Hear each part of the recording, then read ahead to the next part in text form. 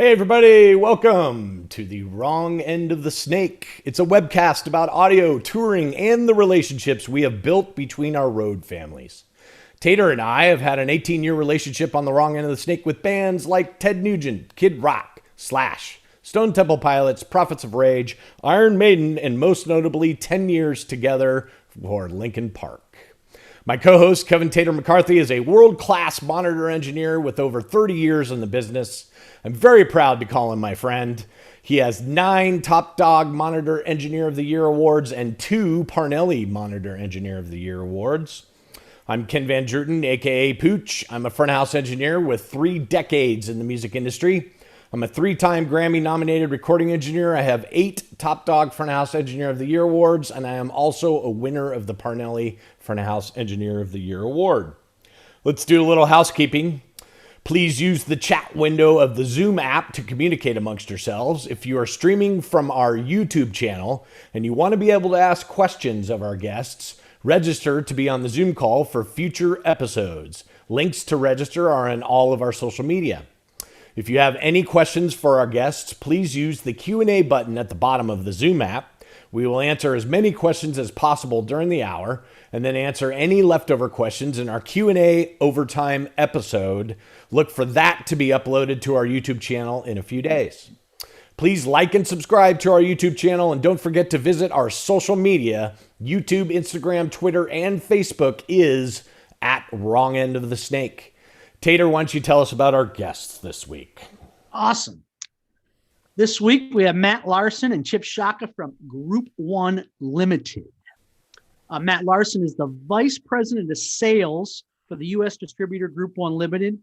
Lots of brands: Digico, Klang, Calrec, Austrian Audio, XTA, MCA, MC2, Solid State Logic, and then a couple lighting things, Avolites and Blue Sky and Elektralite. Yeah, those lighting things. That's on the other side. And then we have Chip. He's Digico Tech Support, amazing resource for all things Digico. And when you call that number, that's the man to ask for. We love him very much. Helps us through all our little issues that usually aren't issues, but we're just educating ourselves. And that's why we have him here today. So let's welcome them both to the wrong end of the snake.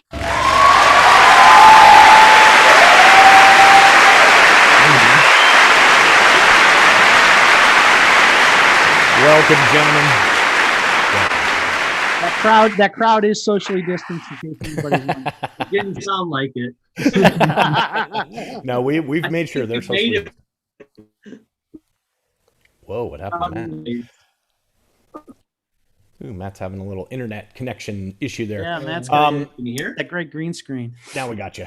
There we go. Hey, thanks guys for coming and giving us your time. I know that despite all this COVID stuff, you guys are relatively busy, right? You have some, you're servicing the church market, and there are some things going on, and we're super glad that your business is able to have those things and keep alive in this time. There's a lot of businesses that are not. So thank you for giving us your time. We appreciate you being here. Yeah. Glad to be here, guys. Cool. Usually when we start with this whole webcast is about relationships and how you guys ended up where you are. So maybe Chip, can you tell us how did you end up at Group 1? What's your story? All right. So I was at a house install for a number of years on Long Island. Might have even come through the place called Mulcahy's. It was a 2,000, 3,000 person bar. Nassau or Suffolk? Yeah, it was rough.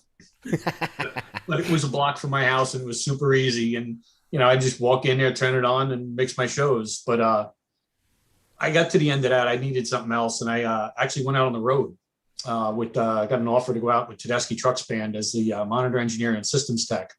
And I had never even heard them prior to that call.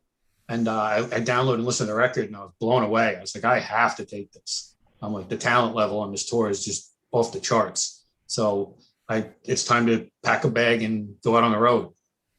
Did that for a little over 5 years when Jack actually was looking to beef up support in New York area. And he reached out to my old boss at the time, Tom Heinisch from SK Systems, and said, who you got? He goes, well, Chip might be ready to come off the road. let's see how that is. And he reached out to me, and I took the interviews, and I was really comfortable.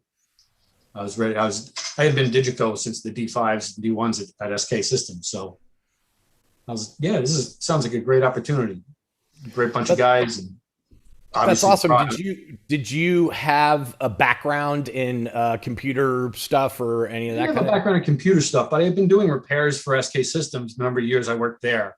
I was also electrical background. So I was, from everything from the triplex coming into your house. So electricity was never, that was always easy for me. That was just something that came naturally. So transferring to electronics really wasn't that big of a jump. It was really. Makes sense. Yeah. How about you, Matt? How'd you end up where you are? I'm not really certain, actually. I don't remember. Did Burnsville Bob have anything to do with it? Uh-oh. Oh, we keep losing Matt. Yeah. No, it was actually by a lot of luck. Minneapolis has got a great entertainment industry back in the 70s and 80s. So I grew up with that. My older brothers two had bands I worked with when I was a little kid, and just kind of kept doing that. And then luckily, after working for the regional sound companies and stuff, going to school for electronics, I got a gig with Prince. I was with him for just under 7 years. Wait, say that again. Who? Prince. Yeah, one of the greatest artists of all time. Okay, anyway, keep going.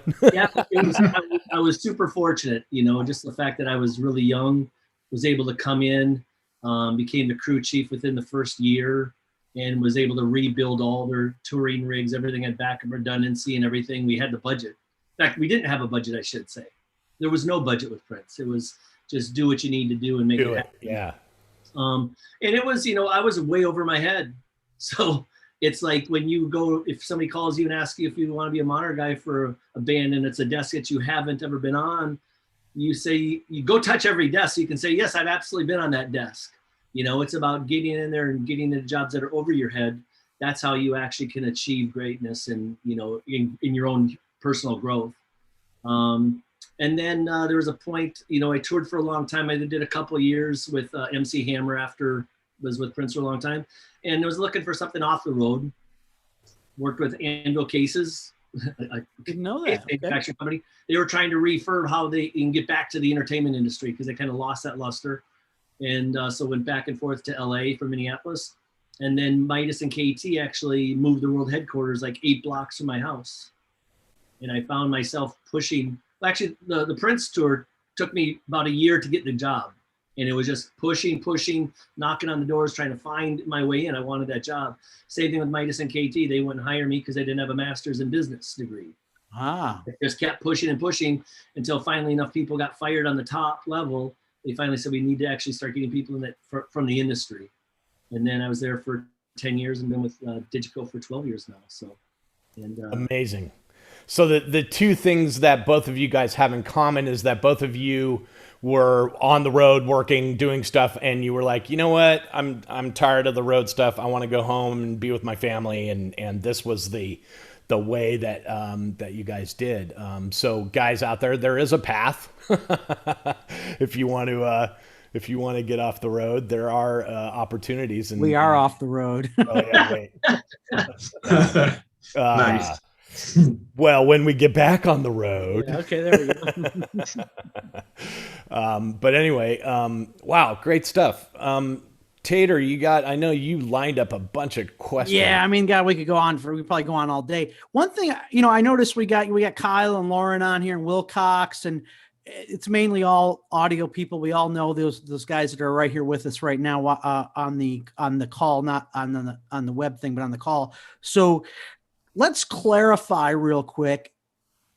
Since we got Chip and Matt here, let's get the division how it all works, because I know sometimes I'll call Matt for a support question, I'll call Chip for a support question, but Matt and Kyle and Ryan. Chip, Paul, Ryan, Jesus, Ryan. My old age, Titus. They'll all take a call for. It seems like anybody will take a call for anything, but let's maybe know what the job descriptions are and what's entitled in that. So when we make those calls, you're calling the right person the first time and all that stuff. Because I don't know, Matt. If I ask Matt a service question, he usually takes it. And maybe he's, when he hangs the phone, he goes, why doesn't he just call service? You know what I mean? So let's get that maybe squared away. Well, I'm just glad you called me, and I want to make sure that somebody's calling you too. So both ways. But here's how it works, I think, with Group Unlimited. What we've done is assembled a group, a family, I would say, of guys that are all from the industry. Everybody knows what it's like to be in your seat because for the most part, every one of us has been there. And the only way we succeed is by us knowing our product better than anybody else, not being dependent in the little silos. So I'm head of sales, working with Ryan and Titus, and we also have Kyle kind of doing sales and training.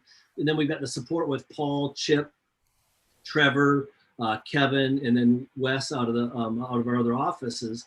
And the key there is those guys are the rock stars. They're touching the stuff every single day, inside and out, and ripping it apart. But at the same time, the only way we get sales is for us to be in front of you, knowing the engineers, doing the festivals. Well, you can't be at a festival helping an engineer if you don't know the system. So for the most part, we try to keep our chops up where we know the insides and the outs. And it's not that I want to know everything on the inside. And there's a lot of stuff that I just filter out. I forget. And I'll be texting, maybe while I'm on the phone, I might be sending a text to the support guys, you know, what's this technical bulletin, so I can pull that back up. And there's also times where I'll say, hey, I'm on another meeting or something, let me push this on to somebody. And what's also great about our team, and Chip, you could chime in on this, is everybody's really, really good, because like Chip has had an issue with something with Waves or something that he knows how he had to deal with the new operating system with Macintosh. So he might be a little bit stronger. And, you know, so we kind of bounce off things off of each other. Usually when we have a problem, for the most part, we're through our group text chats or calling each other, doing speakerphones, and we talk about it, because that way we're all learning and everybody knows that there's a simple solution. You know, Chip, you can chime in there if you like. Well, I just want to throw a quick interjection. I'm going to change the question a bit for Chip. Just everybody out there, if you call Matt for service question, you might end up buying something.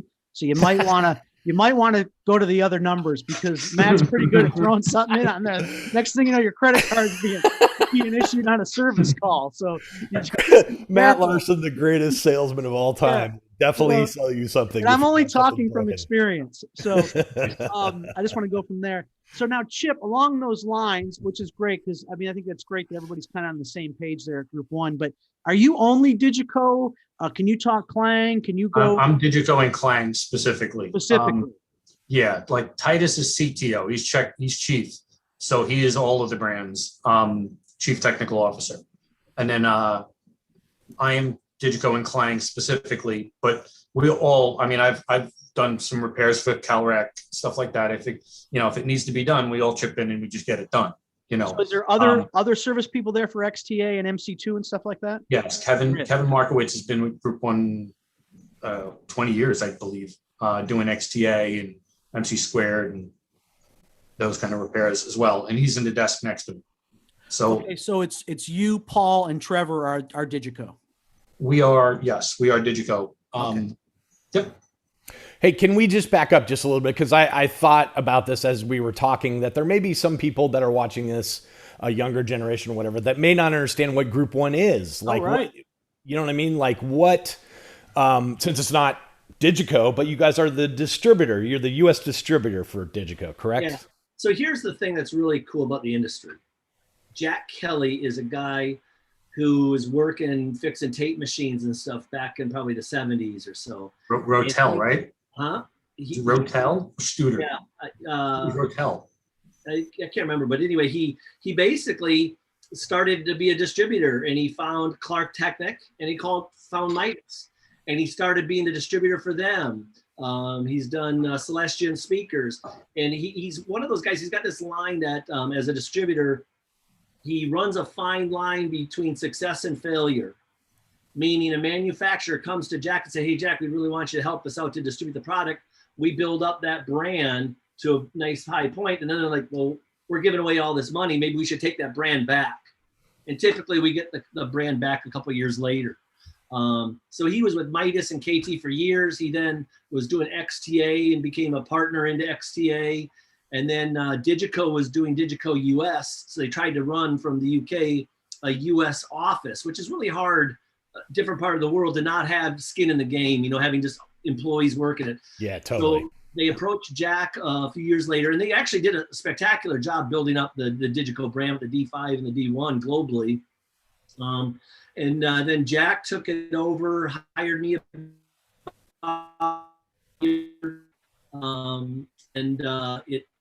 So we're an independent distributor. That means that we do Digico, Klang, which is now a part of the brand family, but we also are independent distributor for XT and MC Square. So those are a separate company. The company Digico was approached by some venture capital guys to look at the purchase of some assets. And one of them was Calrec, the big broadcast console manufacturer. The other one was Allen and Heath. And they came back to James, our managing director at Digico, and they asked him if he would be willing to set up a fourth company. So we call that Audiotonics. So that's our parent company. Right. So under Audiotonics, we've got Digico, Calrec, Allen Heath. And then because Group One Limited was the biggest distributor in the world, especially for the US for all the brands, it's kind of nice to have ownership of that. So then they bought Group One Limited. So we're the distributor, but we're also owned by Audiotonics. In addition, we then went out and bought SSL. So they're under our umbrella. We were distributing Klang under Group One with Digico for a couple of years and kind of saw how great that product is, that the immersive 3D sound personal mixing system. And we decided to then go after them, and then we brought them into the family. Now, what's interesting with Klang is we didn't just put them under the Audiotonics umbrella. They're actually part of the Digico brand. So it's Digico and Klang are kind of working together. But the Klang system does work with everybody's system, Yamaha, Avid, SSL. So what I get out of this is you're not a traditional distributor because of people like Chip and Paul and Trevor, because you're doing the service end, where a normal distributor really doesn't do that, do they? I think the technical term is we all give a shit. Perfect. In this business, that's great, because you gotta have that, right? It is, and we see that with other. I'm not trying to psych anybody else, but other manufacturers. It's not just about the supply chain of selling you something or fulfilling a line item. It's that long-term relationship. The reason my job is so easy is because of Chip and Paul and Trevor and the guys out there, helping support you. And it's also what we're not traditional is we don't run the 8 to 5 or 8 to 4 business model. You can pretty much call any one of us at any time, and there's times where we're not available. Like Chip yesterday, there was a couple hours he had to go shovel. You guys got a little snow there, did you? There's only one person here with no shovel. Just a little bit. So real quick, now that we know what Group One really is and how it operates, my thing with tech support is, and I just know this trying to help somebody else out, if I am not right there with the product in front of me, okay, I can't just say, oh, do this and this over the phone. How are those skills that you're doing it over the phone and not being right there? Because to me, that's a totally different skill set as being how to diagnose it and tell somebody how to fix it or change their problem over the phone than being right there and just showing them on the screen. That, to me, that's a whole different skill set. Yeah, it definitely is interesting, and trying to remember all the menus and all the models and all the, all right, do this, do that, do that. It's just doing it for, as long as we've done it. In the office, we are blessed. Jack was able to let us build a couple of Frankenstein consoles, if you will, that are one in New York and one in the other office opening up. Hopefully once the rest of the world goes back to normal here soon. It's a Frankenstein console is a console that Paul and I built in New York that is capable of running 3 engines at once. So you can have an SD7, an SD5, and an SD10 engine, for instance, on the frame at one time. And we can test and repair and make, just about anything. The screens all switch between the SD5 and the SD7. I think when we built it, we actually named it the SD50 because all the models added together equal 50. So it actually has a tag on it that says SD50. That was at the time. I pretty much like 70 or 80 at this point, but yeah, we can run the whole frame off of one keyboard, 4 screens, an overview screen, and I could test a local I/O, an input card, an output card. Anything could go into that frame and be run off the SD5 and SD7, SD10, 9, 8, and 11. Wow. Very So, interesting. I have access. So I have access to be able to talk to somebody. Somebody wants to call me and, all right, we're going to work on SD7. I can hit one button that actually says fire photon torpedoes, and it switches between the 5 and the 7. And I can have a 7, even though I don't have a 7 in front of me. I can have a 7. Wow.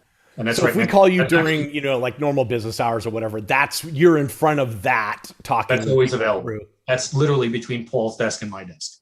Got it. Wow. Yep. That's lovingly called Frankie 1 and Frankie 2. Yep. Hey, Chip, when I call you, what is it that you would expect me as a user to be prepared to tell you about? I mean, obviously, whatever issue that we have, but what can we gather? What information can we gather before we call you to make the call go smooth? I mean, obviously the first thing I'm going to ask for is going to be, the version of software you're running, the, is it audio? Is it PC? I'm trying to determine if there's two parts to the equation. So is it, I'm just going to try and pick that apart and get that out of you. This is not really something I'm going to expect you to have in front of you when we first start talking. Afterwards, I will be looking for the serial number and the log files so that I can corroborate what we've discussed and figure out, know that we've nailed it down, the issue. And also for our filing, because I think US support's got almost 60 gigabytes of emails at this point logged since we started keeping that folder going. Wow. So, crazy. I think that's very important to know. And I got to tell you, I haven't really seen a quick video on it from Dan or anybody, but maybe that'd be a good idea is how to obtain a log file off your console real quick might be a great one, because that's something that I think is always good to send in. Even if you've solved that problem, just send it into Chip or somebody so they can have it. Just if you have another question later, they've got it at that time. And it's also, if anything ever comes up again in the future, we can go back to the log at that time versus the current. So we have the reference, we need to keep that record going, as. Yeah. And you know what I should have added? I hate to keep going back and forth in this conversation. There's so much to talk about today is I forget the beginning of the email, but the service emails for the US support at Digico consoles. And then I think it's just support at Digico consoles. And I'm pretty sure if you use those email addresses, tell me if I'm wrong. Does it not really go to everybody? US-support at DigiConsoles hits all of the US guys at one time. It hits all our phones, computers, iPads, and it's all of us. So everybody's picking up on that email. Yeah. You're hitting at least 7 or 9 people. I think it's somewhere in the neighborhood. I'm not sure if like Matt's probably a little busy to be watching US support, but everybody else like Kyle, me, Trevor, Titus, I believe Jack has access to it. Like everybody's watching. So the benefit of that also is we all then learn from an issue that's happening with somebody's system, because this might be a new software release or something that's happening or a new production piece. So everybody's being kept to speed immediately versus a week or two later, or him having to go dig down and troubleshoot on his own. Yeah. I think that's fantastic. Maybe not a lot of people know that support email hits everybody at one time. So you don't have to do Chip at DigiConsoles and Paul Bell. They're getting it when you hit US support hits all of us, and it hits all of our phones. It hits all of us at once. So that's always the best way. You can always reach out via phone. We would never not, shy away from using the phones. We put out our cell phone numbers across the board. We all do. We're accessible. But that might also help too. Sales thing, but also technical support issue. I think one thing that's really nice is the fact that we all have the ability, every customer, every person that works with a company has the ability to download the software for every single model, as well as the session converter. So you might have a problem on the tour. You've got to load out really quick. You grab your file. You can still on the bus open it up and kind of look through your file and see maybe you had a graphic EQ. you had it inserted at one point, you turned it on, you unpatched it, but you didn't turn off the insert switch. So that gives you the ability to look at it. It also gives us the ability, like if I don't have a physical, like I've got a 7 and an 8 here at my house. If I don't have a physical desk, I can always just open up the session converter, or I mean the actual software on your computer and actually see everything that a customer would see in front of a desk. Yeah. So that really helps kind of guide through. And I got to say, FaceTime is one of the best technical support tools we have. Isn't it? Yeah, that's Definitely. great. Yeah. Especially these days. Yeah. Use the technology. Yeah. Yeah. Love it. What about, I know that Tater and I have bought a lot of products, and we bought products through Group One and whatever. And so we call you and we expect support, and it's fucking awesome. The support you guys give us is unbelievable, by the way. Just on a little caveat, I want to tell about a quick support thing where literally like you guys joined with Digico and you flew a dude from London to a gig that I was having. Like I had trouble in rehearsals the day before, and the next morning there's somebody from London flew there to fix it. So that's the kind of support that you give to people that are, you know, purchasing your products. But what about your average engineer? Like, are you guys cool with a kid that doesn't own the desk? Maybe it's owned by Claire Brothers or somebody else. Are you cool with them calling you for tech support, or you want them to call Claire first? It's like the Rogers rate. Is everybody getting the Rogers rate? You know, Aaron Rodgers thinks he's getting the great rate because it's him, but everybody's getting it. You know, it's like the Rogers rate of service. You know, here's the thing. When you're working as a touring engineer, you're employee of a Claire, they do want you to go through their support channel. One, because then that keeps them abreast of what's going on, both on the technical side, but also the politics. So right. it's critical also to keep your boss in tune. And also it doesn't hurt calling your boss, letting your boss know, hey, you know, just so you know, I have this problem, but I'm on top of it. Here's the 5 things I've done. Now, there's no problem anybody calling us. We do not look to see who this guy is, if he's on a top 10 tour or not. We talk to so many people that are in school and stuff. That's how we grow in the business. We don't That's care. Awesome. Our support department, it doesn't even have a support budget. You know, if Chip had to jump on a plane and it cost 10 grand for that flight, he goes, because he knows that we all know that he's not going to go book a $10,000 flight unless he's got to be there with you. So that's the Which one. This is totally unusual, guys, by the way, in case you haven't had any interaction with other manufacturers. Usually the first question out of a manufacturer's tech support mouth is serial number, where did you buy it, what's the, you know, and those are just questions that, you know, your average guy that's going to school, like what Matt just described, you know, it's not their console, but you guys are willing to help out anyone. And that's always been really amazing to me. There's another console manufacturer, not to be named, that doesn't play that game.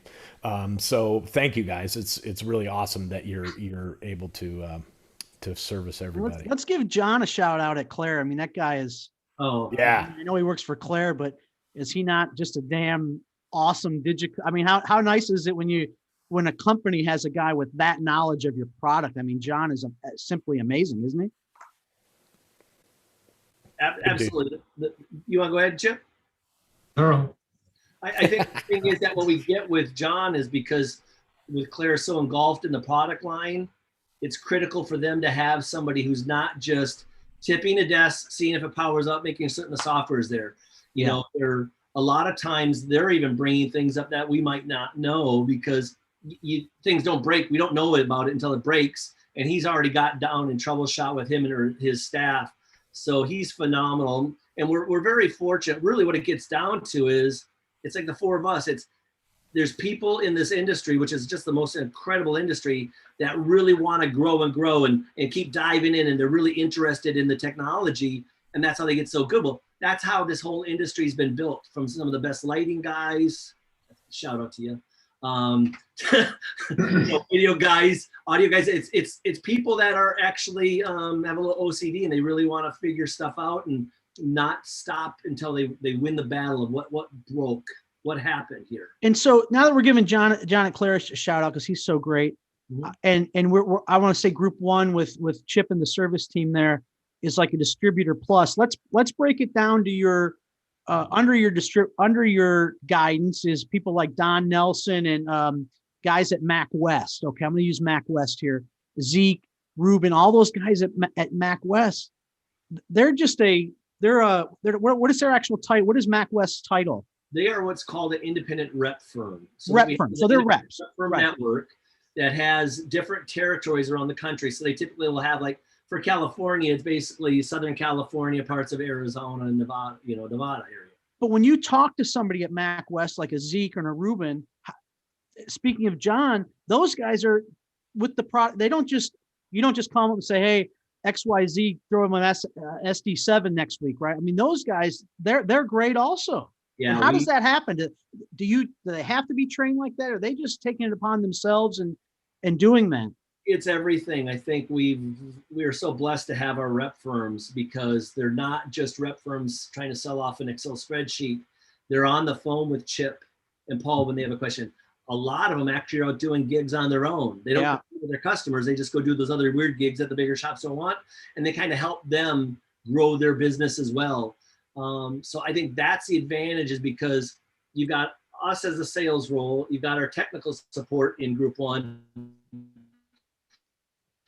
a rep firm. So if you're down in Biloxi and with a problem, I can call up my rep and say, hey, look, I need you to drive 3.5 hours with this power supply. So just go borrow it from a buddy at this church. Let's get this guy through, which we've done. These are real stories. We have a church that's having issues, and it's been going on for quite some time. And it's brutal because it's so intermittent. And we're pretty certain that it's not ours. In fact, they had a problem. They pulled our desk and put a broadcast desk in the other position, and the problem still happens. So that's kind of saying it is an outside non-Digico thing. We've been in there 3 times, and we've spent like a week there at multiple times, and we're not sitting there asking them for a credit card. We know that somebody's trying to keep their job at this church.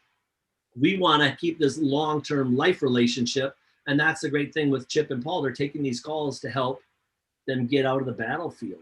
This is going to be shout out day to everybody, because one of the best things about and I'm going to say Digico and Group 1 together, because they're there as one. The worldwide service. I want to give a shout out to Fernando and all those guys in South America. We were just down there 2 years ago. I don't know what a year ago, doing some brutal at this point. Yeah, brutal stadium dog years. Yeah, brutal stadium shows. Outdoors in South America. I don't have to go on. Everybody knows what it's like. And I ended up getting a bunch of dirty faders. And Fernando sent a company from, I think we were in Argentina over. Oh my gosh, man. They had a team there ripping my part, assembly line of faders, cleaning them, one guy doing one thing, and thank you. And it was so fantastic being that remote and having people that knowledgeable that far away. It was just incredible. I know Fernando, that they gave all the credit to him, saying he runs a fabulous program of keeping those guys up to date down there and all that stuff. So I always want to give those guys a shout out whenever I can, because they did such a great job for me. Let me throw one other thing. It comes from the top down. This comes from James Gordon, our top chief. He is the guy, and him in Austin, I've thrown some battles at him of where we need to go do this, and there's never any, I don't know, let's just see what happens first. It's make the problem go away, and we can always go look and dissect later on Monday of what really happened. Love it. Let's talk about training a little bit, because I know you guys do a lot of training, and maybe people don't know about it, especially I know this year was weird with the NAMM show and all that, but I know you guys do training there. But how often do you do training, and how can someone that doesn't really know a whole lot about Digico get involved with that? Let me throw the use training, and then Chip can fill in on the technical side. Cool. So what we try to do is, and we spend a ton of money, we don't charge for our training. We've been running master classes for probably 8 years. And what we do is we come into an area, we go to a church or a theater somewhere, we'll bring anywhere from 8 to 15, 18 consoles in, and try to have some common, like some 12s and some 9s or something. There we go. Did you lose me? No. Nope. We got you. So what happens, we try to bring multiple desks in, so that people can actually have some hands-on time with desks that they're maybe not familiar with. Now What we we do is we really try to walk it through. If you're a beginner, never seen it, to somebody who's an expert. Because even a guy who owns their own desk, always you could come in to sit in the class and actually learn new things. It's and pretty these are no incredible. cost, right? Yeah, no cost. Now, when we sell a brand new system, we actually do charge for the training. And the reason we do this is when I started, we didn't charge. We wanted to do the training, but it's a pretty big cost. Every time we go somewhere, it's $3,000. Yeah, right. Lights, labor, hotels, food, and taking them out. So what we did is we came up with a nice number, $950 for the day training when you bought a system. The reason we do it is because it might be a complex system where one of the support guys is going to come in, check all the optics after it's been installed. But really what it is even if it's a simple system like an SD9, we come in and do the training, that person who's going to use it plus all their other friends who might be customers for that sound company learn the system. They feel more confident to use it and take it to the fullest extent. And now they're not calling Chip up all the time because they kind of have a better grasp. So obviously you're not making any money on charging $950 for that. You're losing. No, money. we basically subsidize it, but Yeah. it's worth it. But you're it seeing also- as a future benefit because Chip now isn't going to get calls from the A2 there and then the guy that's at the church on Monday instead of Sunday on the same issue. Right, but he's not calling somebody, just a stranger at the end of a phone number. I've met these people, I know these people. It's a personal relationship now. Yeah. So they're comfortable calling and I'm comfortable answering, obviously. So you've got that. So when we do the master classes as well, on most of them, not every single one, but most of them, Kyle tags on 1 or 2 days of tech training.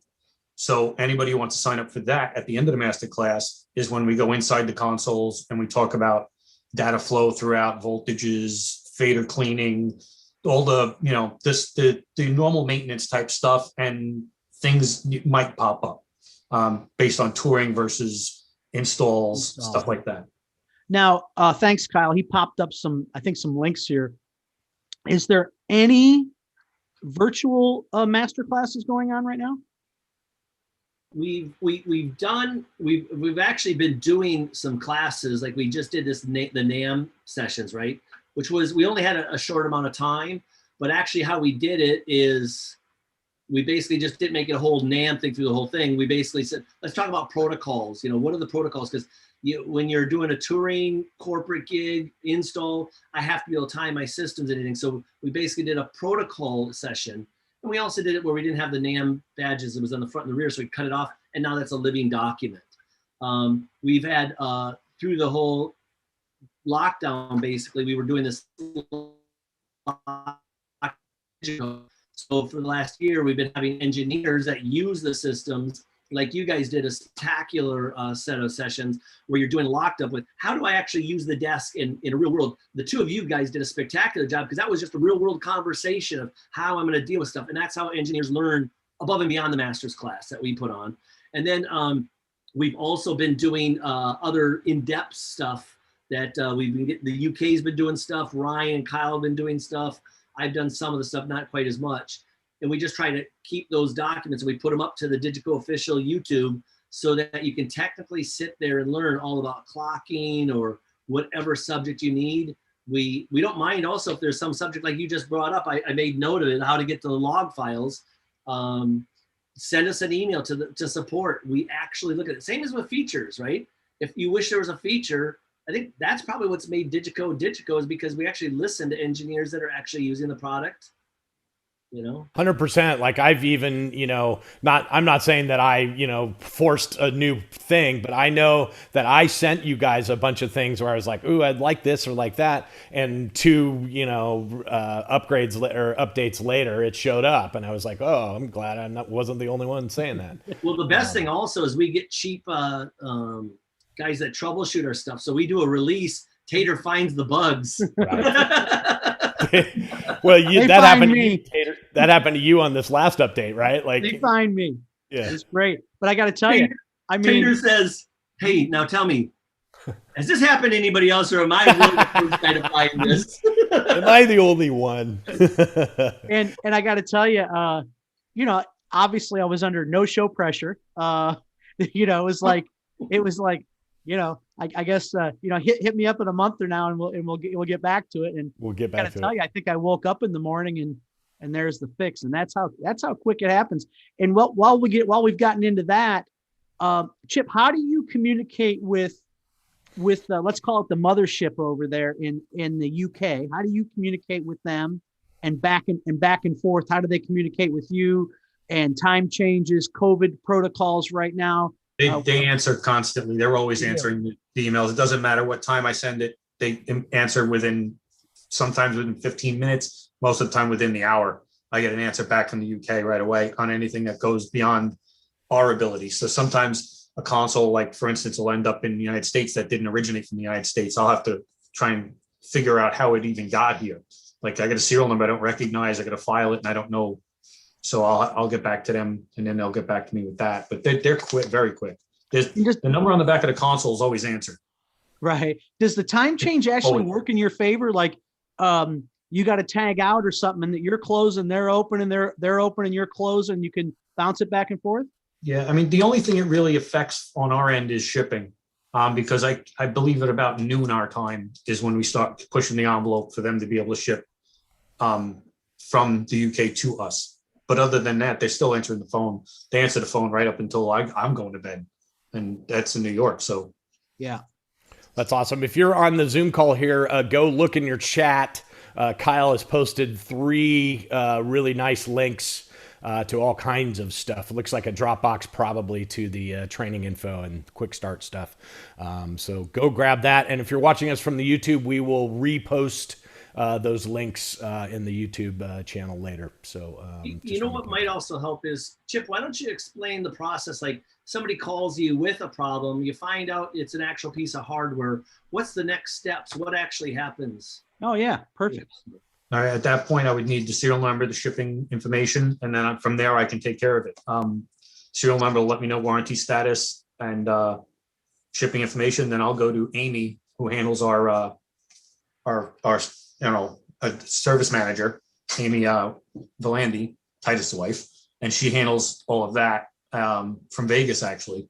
So they're actually open 2 hours after we closed up in New York. So again, we're stretched out across the country. So we're not just 8 hours. We're actually, what about 12 hours almost live? 18. And between the some days 18. Some days more. I mean, my phone doesn't go off till at least 11 p.m. every night, but it's on. The only reason it goes off is because actually any emails that went to the UK overnight, when they come in the morning, start coming back to me, and that's about 2:30 in the morning my time. So my phone will start going bing, bing, bing at 2:30 in the morning for anything that originated from the United States that went to the UK. So question answered, Chip does want to sleep sometimes. You need to sleep a little bit. Yeah. So at 7 a.m. when the phone goes back on, then it's like, oh, okay. Then they start coming in. Otherwise, I wouldn't get too much sleep.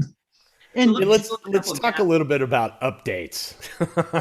That U word. I always feel like I don't usually update like right away. Like I wait and see what's happening in the world and let other people be guinea pigs like Tater.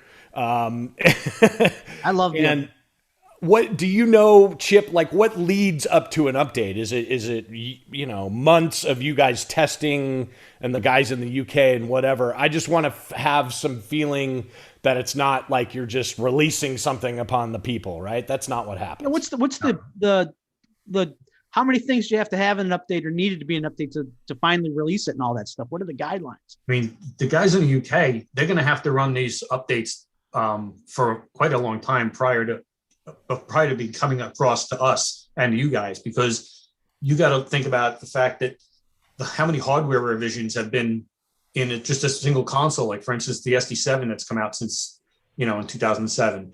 How many hardware revisions have we done inside the console, either an end of life part or something like that? So now all those versions of software need to get tested for all the revisions of hardware. So you're not just testing like version 1280 on an SD7, you're testing 1280 on an SD7 and maybe 3 revisions. So it's a little more involved than just, it definitely doesn't just go out the door. Plus, they're doing the theater software, the broadcast software, the tight optics with SD12, the 7, all the combinations.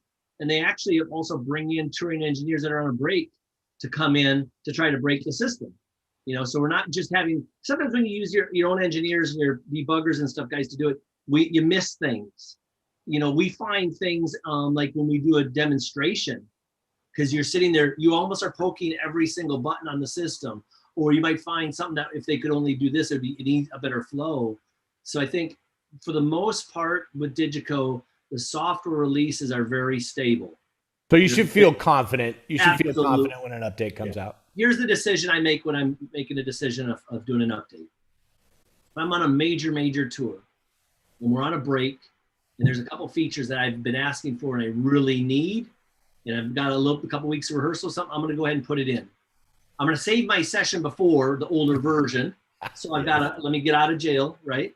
I usually tell guys, save your session, email yourself the session, put it on a couple sticks, email it, then you've got it saved, right? Yep. The nice thing with Digico is when you do the updates are stupid simple. Yeah. You know, some of them only take a few minutes to do. Right. And if you make a mistake, it has your older versions in the drive. So you can basically go back to the same version, or you can go back to an older version without having to go download anything. So there's a couple get out of jail free cards. The thing that happens is let's say you do find an issue and the question is what were you doing before and what buttons were you hitting after? Because something could be missed, right? We get that catastrophic showstopper. We try to figure out what's the back door, how to get out of that. You know, we had one 3-4 years ago. It was one that would only happen to a couple various people with one model. And there was a simple couple keystrokes to get in your backup business. You know, just hitting the red button on the back of it on that one. There was one where we just had to update the software, and it was just a simple patch. So it wasn't like a full on, and you only had to do it if you had that issue, right? So we'll do a release, and they typically are kind of timed, like when we're launching a product. We launch the product, and as we're finishing it, then maybe a month later or 2 weeks later, there's an update. It might be just for that one or for the entire product line. Okay. Then maybe 6 months later, there's a small update. Like, wasn't it like the last update we did was 14 pages of technical notes? 14 pages of notes. New features. It included a lot of wish lists. Yep. That was the only good thing about COVID. The programmers got a lot done.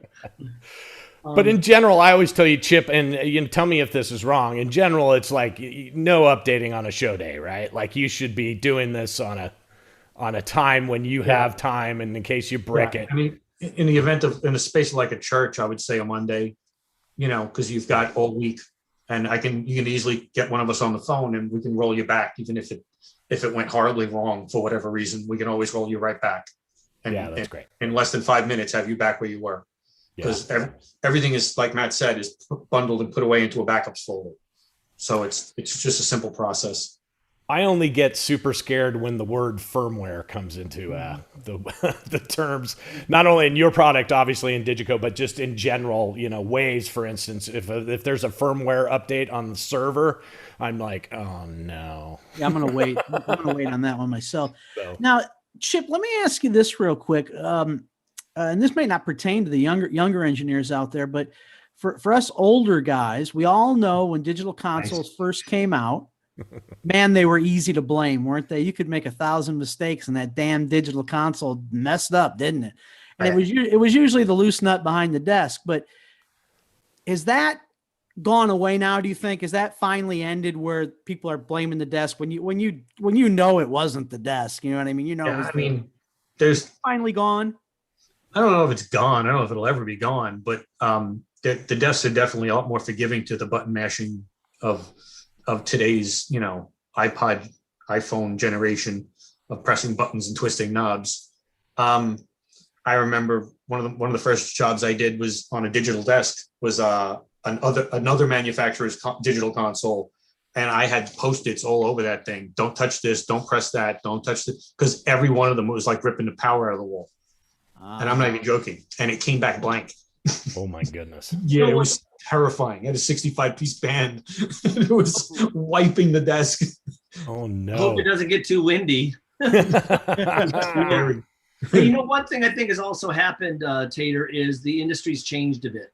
When it first came out, if you had an issue and this is even before Digico was in the ballpark, or even when Digico was in its early days, it was a pretty big deal when you had a showstopper with a digital desk. Yeah. And it was like, how could we actually have this ever happen? And there's absolutely a lot of big benefits of a digital system versus the old analog system, right? Physical space, weight, all that other stuff. And finally, the sonic performance is there, so it made sense for people to go digital. But I think the thing is because the technology's gotten so vast with the projectors, the video cameras, the video controller, the lighting, the automation from tape, things happen. And I think the production managers are a little bit more in tune with understanding, okay, that's fine, but what did you do to resolve it? Did you have a plan to fix my problem? You know, it's one of the things I always say when we do these kind of things is, you're an idiot if I'm not taking a left and right from Pooch and feeding some wedges or side fills to the stage. And front of house guy's an idiot if he's not taking a left and right mix from my front of house. And this is just analog lines going back and forth. Yeah. That if something happens, I can unplug my digital desk and shove this back up from the monitor desk. And you know what? 98% of the people won't even know the difference. 40-ounce beer guy, not going to know. I've done it. Yep. So if you plan for it, you'll actually never need to use it. If you just plan for it, yeah. Yep. If you don't plan for it, you have no idea where the cable trunk is to find those cables. Yeah, That's right. Yeah, no, that's great. Hey, one thing, I'd like to give a ahead. shout out to Amy Vlandy just because she's from Detroit and we love Amy. So doing a lot of shout outs today, and she's awesome, and Titus. So, but with Titus has already got the title. Amy's in the back doing all the work. So, she makes. If you don't know Titus, he's amazing. He's got his own plane, and he'll fly to you if something's broken. So there you go. It's pretty awesome. Hey, I think this is a question for Matt, but Chip, you can chime in here. You know, during these times, like everybody's that's sitting at home, what are like the 5 things that you would recommend to help grow your skills and knowledge during this time period? Whether that's going to a Digico learning site, or what are some recommendations that you can give to people that are, you know, wanting to learn stuff? Number 1, download the software for every single version of the desk. Download the remote control editor. You can do everything sitting at home at any given time, put it on your iPad and get familiar with it. When I started with the company, my first job, you know, my first week after I spent half the week with Titus, I flew to Claire Builders, Nashville to train a guy in an SD7 going out on a big metal tour with a lot of inputs. Hit every single button. Don't just use it for when you've got the time now, you should hit every single button and look around and then do a clean default session, hit the buttons again, you can actually see what actually changes. I think that's critical. There are so many videos that we've published ourselves, but as well as other people. You want to get into OSC control or all kinds of other things that you can do. There's videos out there, so I recommend you watching them. Another thing, when I was talking earlier about training, what I always say to the churches is, so you've got the 4 guys that mix, and I say, you know what, we're going to come and do the training. What you should really do is you should invite other people, not just your church employees. Use it as an outreach to people that don't go to church. You might actually get some other people, and this is an outreach for the church. We're not just supposed to be there in our own little world. So all of a sudden, this guy who's probably never been to a church comes in for this Digico training and goes, you know what, this isn't so bad, and he might actually come back the next Sunday. It might take that's great. Right. So you could use it as an outreach program, but also you could do the reverse. There's so many churches around the country that have from SD9s to Quantum 7s, multiple Quantum 7s, multiple campuses. If you're not doing anything right now and you can figure a way to live, go hit up some of these churches, because you got all these touring skills that you could go help volunteer, but you're doing 2 things. You're getting a little more time back on the Digico desk, but you can also give a little something back and helping them mix, because a lot of those are just volunteer guys that aren't really great audio engineers.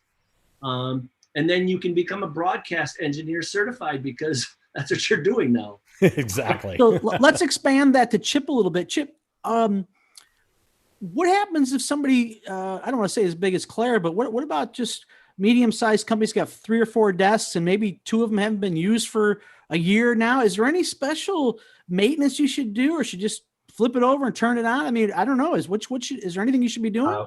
We're actually working on a note. What you should actually do is There's going to be a release from US support for this specifically broken down in a tech note. But for now, I would clean the faders right out of the gate. Don't trust them on how they were left 9 months ago or a year ago. And secondly, you should let it acclimate to the room temperature before you throw that power switch. Do one power supply at a time, make sure it comes up. And if it does, then go down and then bring it back up again on the other supply. But first, most important part would be to let it come up to temperature to the room before you throw that switch, a couple hours. Don't just throw the switch, because condensation built up in the case, the heat was turned off for a while, all sorts of bad things could happen.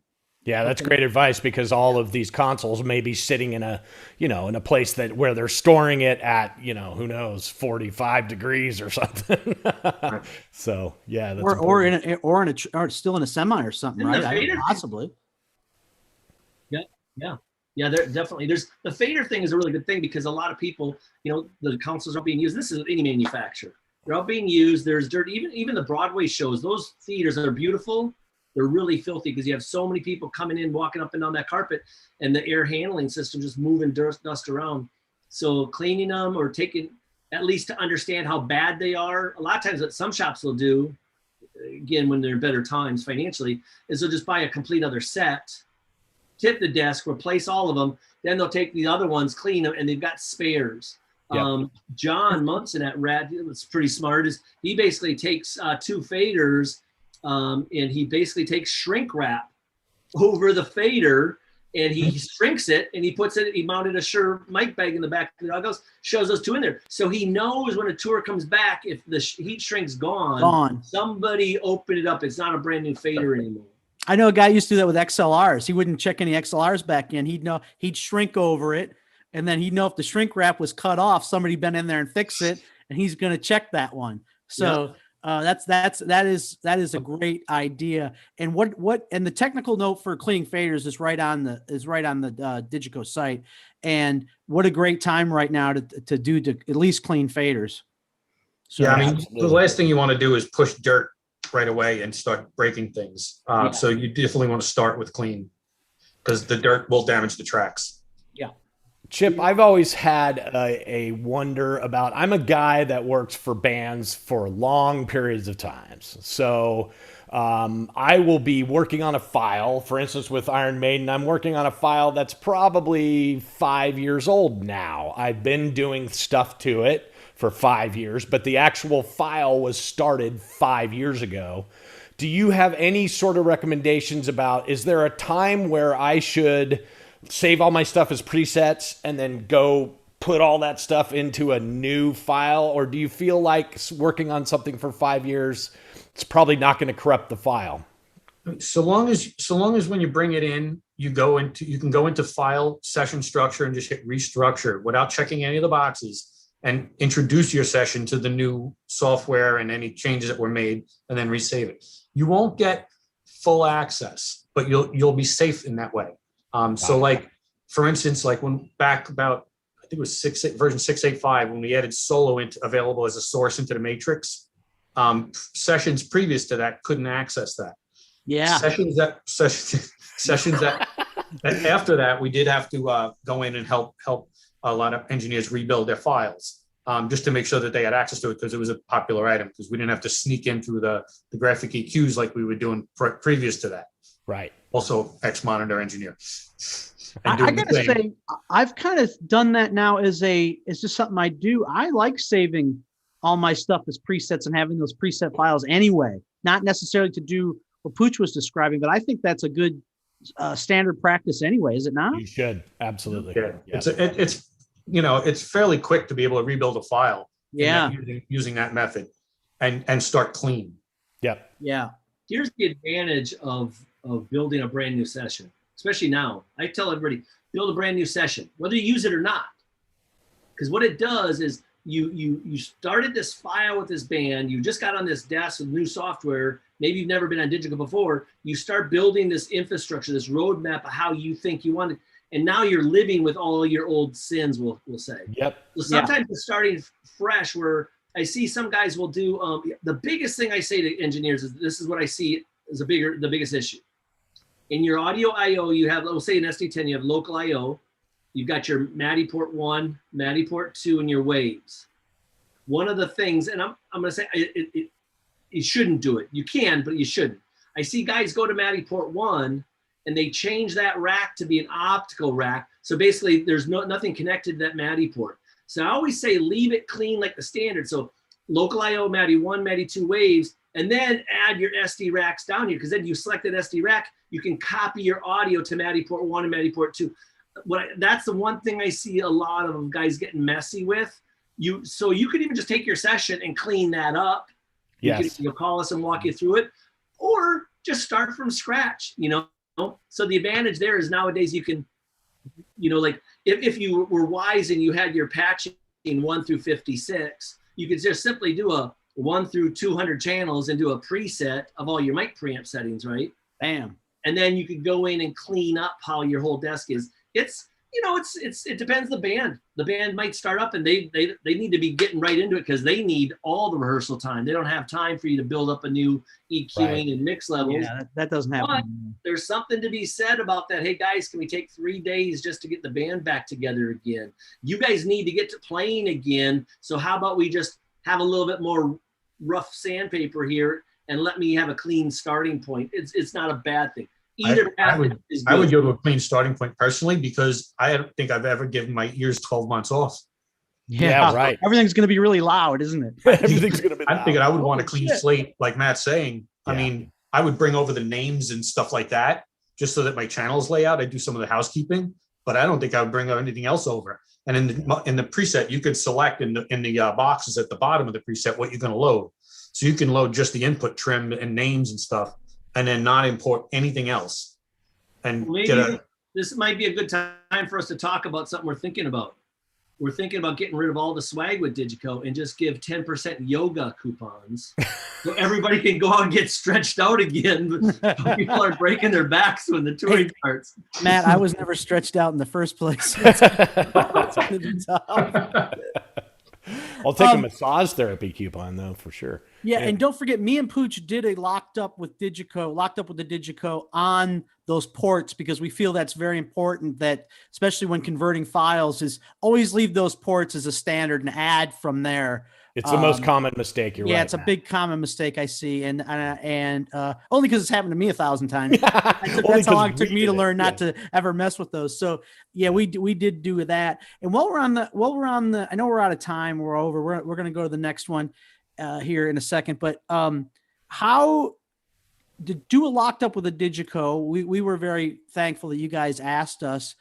But there might be some engineers out there that want to do one, and can they do one still? And absolutely, what's the guidelines and all that kind of stuff? Because contact me directly. The cool thing is wherever you are, either I've got demo desks that we can ship to you, or a lot of times they've got a relationship with the shop that they can go to the shop or pull that desk and bring it to their house. That way they can get a little bit of time reacclimating themselves to the system, and then get prepared and feel comfortable to do a locked up. Because I think the great thing about the locked up is every engineer uses the system a little bit differently for the different types of artists.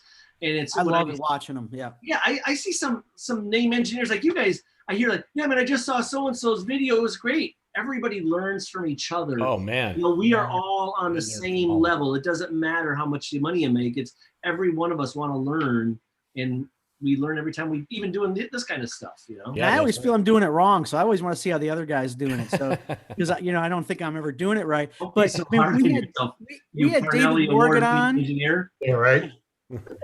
We had David Morgan on and Adam Stewart, and I'm thinking, man, I'd love to see what those guys got going on. You know, wouldn't that be cool in these times? So yeah, just wondering. And I think in the next, when we do the question and answer, it was going to be about how you can acquire or not acquire. What's the procedure of getting a loaner or demo desk and all that kind of stuff, and how that works. And maybe some people are afraid to ask and all that kind of stuff. So I'd like to get into that. Kyle, our amazing training guru, has just sent a chat. Email digicoinfo@g1limited.com and just put on the subject "locked up with Digico" or "brother needs some love" or whatever you want to say. Help.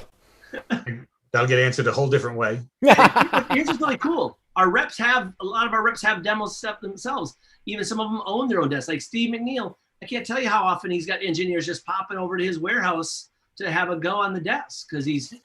And I guess what I'm not realizing is I think some people just don't know that's available to them. It is. We're a family, so feel free to pick up the phone. We don't know unless you don't ask us. Yeah. One last thing I want to throw out too before we move on. Yeah. We've got a handful of guys in this break. They're actually studio guys, or they've got bands with all this 2-inch tape. They're taking the SD racks with the 32-bit mic pre's because, they're trying to convert from 2-inch tape to digital so they can properly archive. Think about this. All the studios have 2 channels of this great, different this mic pre, 2 other channels of this mic pre. Here I can wheel in an SD rack or 2 and multi-track record digitally to archive. So we have a bit of software that you can contact our support guys. We don't really put it out there on the not easily accessible, but we can all send you Mac or PC software. So you can just take the rack, plug a USB cable to your computer, take your audio out of your 24-inch tape, 1 or 2 machines. You can control the mic preamp with the software. Now, typically, like you could also use this if I was trying to just capture a band before we converted to Digico, where you could turn on and off the phantom power and stuff. So anyway, you could just use your computer to do it, or you could just take a Digico console. Like some of the guys I've seen, they've had the SD rack with a SD12, so he can also monitor what he's doing. And then one engineer, he did this, and then he mixed it down in an S21 in the studio with amazing results. That's amazing. So that's something to do on your time off. Yeah, for sure. You can actually call all your band members. There's always the one guy who cares about their archiving of everything to say, hey, I've got this project. It's going to cost you a little bit of money, but you're going to make a lot of money because then these assets are going to be worth something in 20 years when Time Life calls you up. Yeah, that's great. Time Life, yeah. Great idea. Hey, real quick before we get off here, and we are going to have we are going to do a Q&A for sure. Chip and Matt, I know all your phone numbers and emails are all out there, but why don't we just get you to say them on here so it's in one little nice, tight little neat spot for this segment? Sure. Mine is Matt, M-A-T-T, Larson, L-A-R-S-O-N, at the letter G, the number 1, and then limited spelled out LIMITED.com. My cell number is 952-686-1856. And I am Chip Sciacca, that is CHIP SCIACCA, and my email is chips@g1limited spelled out.com, and my cell phone is 516-528-6431. That's fantastic, guys. Thank you. I can also be reached at us-support@digiconsoles.com. That's the important one. Say that one more time. Yeah. That's us-support@digiconsoles.com. All right, guys, that's perfect. Hey, we have a couple of questions in our Q&A that are kind of advanced questions. We will be taking that, Dustin, to our Q&A section here in a minute. So we haven't forgotten about you. Thanks a lot, guys, for your time. Amazing. Yeah. I think there was a lot of knowledge here for people that didn't know anything about Digico, as well as people that are advanced and know a lot about Digico. I learned a bunch of stuff. Thank you for your time. And guys, we'll be going to the Q&A here in a minute, and look for that to be posted in the next couple of days. Thanks, guys. Appreciate you. Thanks, guys. For having us, guys. You're doing a great job. We really appreciate what you're doing. Oh, thank you. Thank you very much. Next All week right. on Wrong End of the Snake is the legend, Buford Jones. Buford has thoroughly enjoyed his career as a live sound mixer and front house engineer for over 50 years. He toured in excess of 47 years with artists such as Pink Floyd, David Bowie, Eric Clapton, ZZ Top, and Linda Ronstadt, just to name 5. Buford pioneered mixing in stereo in the early 1970s, and later did the same for mixing in surround sounds, such as for Pink Floyd's Delicate Sound of Thunder. You got that, guys? He's the guy that mixed Delicate Sound of Thunder. Buford began his career touring for Shoko when he stayed for 10 years before becoming an independent contractor where he was able to work directly with the artists. Meyer Sound even asked Buford to help introduce new products to their customers, which he did for over 15 years. More recently, he's taught classes on the art of mixing in his way to give back to the industry he so deeply loves. That is Buford Jones next week. We're super excited about that. It's going to be great. Please subscribe to your YouTube channel and like our videos. We have had over 600,000 hours of watch time to our channel, and we're very grateful that you've helped us to reach this milestone. Thank you. Subscribe and smash like on all of our videos, please. Guys, we're going to have some merch. Yeah. We got some stickers made already, and we're getting t-shirts, hats, the whole bit. So if you as we go back to work and you see us out in the wild, be sure to grab Tater and I, and we'll get you guys some merch, and we'll figure out a way to maybe make it available to people to order. So don't forget about our locked up videos too. Yeah, that's right. Check it out. So anyway, we're looking forward to that. We're super stoked on our wrong end of the snake. I put like 20 stickers around my house right now. My wife's mad at me for that. Anyway, also, we're trying to still get our elected officials to listen to us. Our business is screwed. They aren't listening to us. We need funding to keep the 12 million people in the live event industry afloat. We all own small businesses that have not had income since March of last year. Please go to wemakeevents.org, NAMM.org, and for mental health and well-being, theroadieclinic.com.